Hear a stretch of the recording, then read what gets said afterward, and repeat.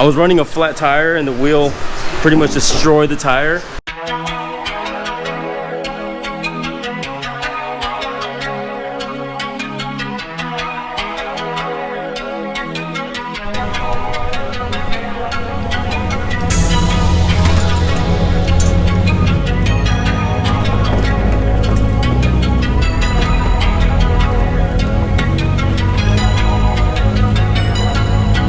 What's up guys, welcome back to another video. It's your boy Shu, back at it again. We got the wheels in the back, the Mac Blue TE37s. We're finally getting some new meat on them. Time to slap them on the EVO. I still have to cut the body. Sorry for those of you who have been watching the channel waiting to see EVO content. I just haven't had the chance to get new tires. And on top of that, I still have to buy an angle grinder to cut the body on the EVO because my little Dremel is not gonna cut it. So we still have to go buy that angle grinder, but it's finally happening. The main thing was getting some new tires on the new wheels. Yeah, I'm so excited. I can't wait. Got the new meats right here.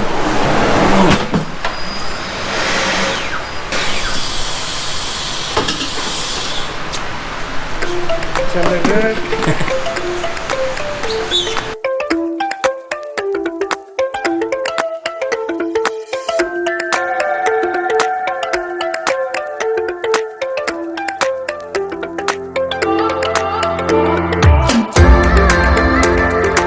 Look at the comparison to this.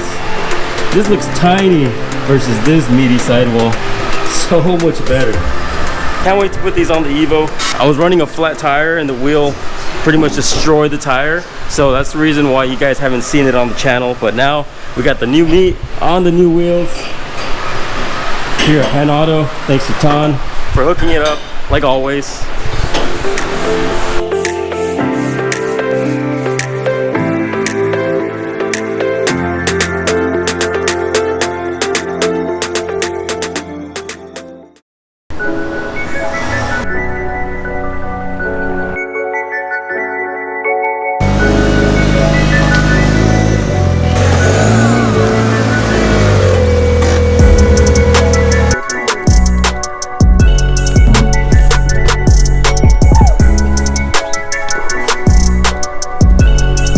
So I didn't show you guys this in the previous video, but my tire got shredded. This thing's gone, and there's no point on me buying a new tire for this wheel. I am putting these bronze TEs for sale. Anybody of you are interested, hit me up. There is one slight issue with them, and that is this right here. It has a slight bent, no air leaks or anything like that. It still holds plenty of air, but yeah, that's the only problem with these wheels. So these are currently for sale, and now these are going onto the car. I've always been running spacers simply because the bronze TEs are 18 by 8.5. So that was my mistake on not buying a 9.5 wheel when I could have. But yeah, so I'm pretty much running a bigger spacer simply because I am going with the wide body kit, so I need the tire to pop out even more, and that's where this spacer comes into place. These are 40 millimeters, I believe.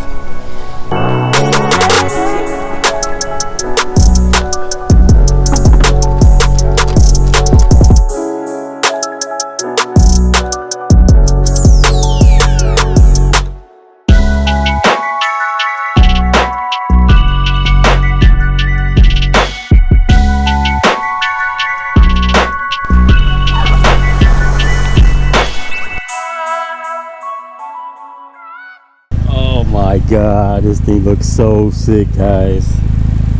It's like a whole new car.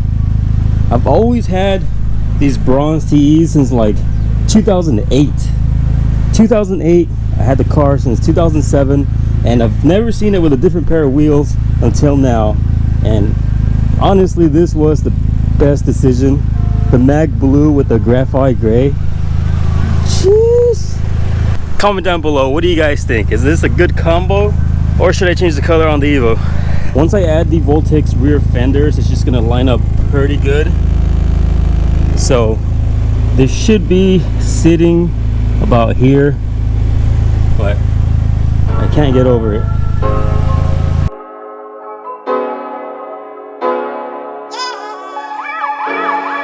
So we went ahead and picked up this little tool that's gonna help us cut into the EVO. Gosh, that hurts. Cutting into the EVO so we can finally put the vortex fenders. This thing was not as expensive as I thought it was gonna be. This thing was like $29.99, and then I got a little pack of 10 blades or wheels for it, which was like $5.99. So definitely not expensive. I was thinking about spending like $150 on a tool like this. Harbor Freight tools, don't know how good they are. I mean, all the other tools that I bought from them are still good. Like, they still work as long as you take care of them. So hopefully this thing doesn't go out on me halfway through the process. I did end up getting the 1-year warranty just in case it decides to go bad.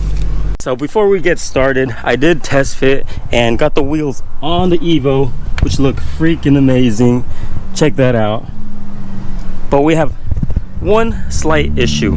It does hit the vortex side skirt, so I'll have to be getting in here and trimming just a little piece of the inside of the skirt so that when I go full turn it doesn't rub or hit. Also on this side, I know I'm definitely not gonna do this the correct way. Like, for example, cutting the fender and then re-welding it so that nothing else gets rusted inside. The kit provided me with some screws along with some double-sided tape. I don't know, I'm assuming the double-sided tape to put along the back of the fender. This fender is supposed to be molded on to the car, so I'm gonna be doing this my way, putting it on the car. Hopefully it doesn't go off flying when I'm driving one day, but yeah, I'm gonna make sure that this thing doesn't go anywhere my way.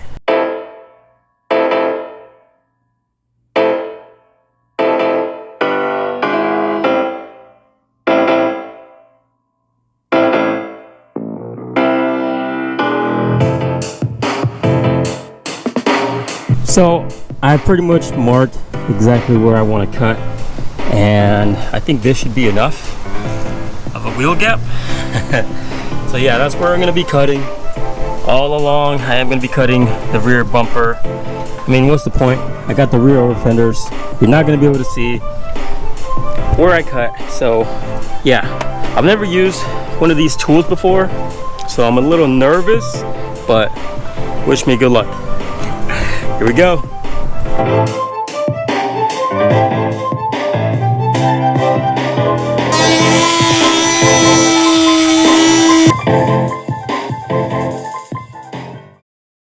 Well, I think I finally broke my first tool from Harbor Freight.